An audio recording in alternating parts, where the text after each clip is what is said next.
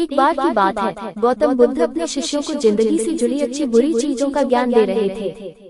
सभी शिष्य उनकी बातों को बहुत ध्यान से सुन रहे थे। उन सभी में एक शिष्य ऐसा था जिसे प्रश्न पूछने की बहुत आदत थी। वो उठकर गौतम बुद्ध के पास गया और उनसे बोला, आप हमें जिंदगी के बारे में जो कुछ सिखा रहे हैं उस सब का क्या फायदा, क्योंकि हम में से बहुत से बच्चों को ये भी नहीं पता कि हमारे जीवन का मूल्य क्या है और ये जीवन हमारे लिए कितना कीमती है।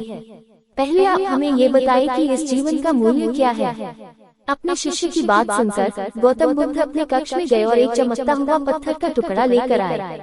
वो टुकड़ा उन्होंने अपने शिष्य को दिया और बोले, मैं तुम्हें इस जीवन का मूल्य तब बताऊंगा जब तुम इस पत्थर का सही मूल्य पता लगा कर आओगे।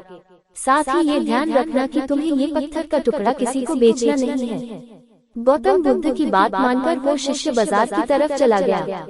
बाजार में सबसे पहले उसकी नजर एक फल बेचने वाले पर पड़ी और उसने वो पत्थर उस फल वाले को दिखाया और बोला, इस पत्थर के बदले आप मुझे कितने फल दे सकते हो। फल वाला बोला, ये पत्थर कुछ खास तो नहीं है, लेकिन फिर भी इसके बदले में तुम्हें 10 किले दे सकता हूँ। वो शिष्य उस पत्थर को लेकर आगे चला गया। फिर उसे एक सब्जी वाला मिला। शिष्य ने उस सब्जी वाले से उस पत्थर की कीमत पूछी। सब्जी वाले ने उस पत्थर को ध्यान से देखा और बोला, इस पत्थर की कीमत के बदले में तुम्हें ज्यादा से ज्यादा एक बोरी भरकर सब्जियां दे सकता हूँ। उद्धरण चिन्ह। इसके बाद वो शिष्य उस पत्थर को लेकर एक सोने के व्यापारी के पास गया।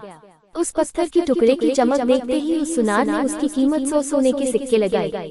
शिष्य ने वो टुकड़ा बेचने से मना किया तो वो सुनार उसके बदले 200 सोने के सिक्के देने को भी राजी हो गया, लेकिन शिष्य ने वो पत्थर नहीं बेचा। इसके बाद वो शिष्य एक हीरो के व्यापारी के पास गया और उनके सामने उसने वो पत्थर के टुकड़े को रख दिया।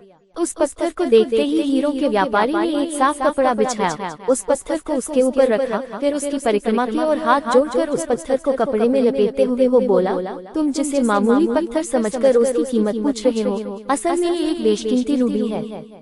ऐसा रूबी हर किसी को नहीं मिलता। मैं अगर अपना सब कुछ बेच भी दूं तो भी इसकी कीमत नहीं चुका सकता। उस व्यापारी की बातें सुनकर वो शिष्य हैरान हो गया। वो दौड़ा दौड़ा सीधा बुद्ध के पास आया और उन्हें उसने जो कुछ भी बाजार में हुआ वो सब बताया। उसकी अचरज भरी बातें सुनकर गौतम बुद्ध बोले, तुम्हारे सवाल का जवाब इस रूबी की कीमत में ही छिपा है। हमारा जीवन भी एक रूबी है। रूबी की तरह ये भी बेशकीमती है, लेकिन हम इस बात को हमेशा नजरअंदाज करते हैं और अपने जीवन का मूल्य नहीं समझते। हम दूसरों को देखकर और उनके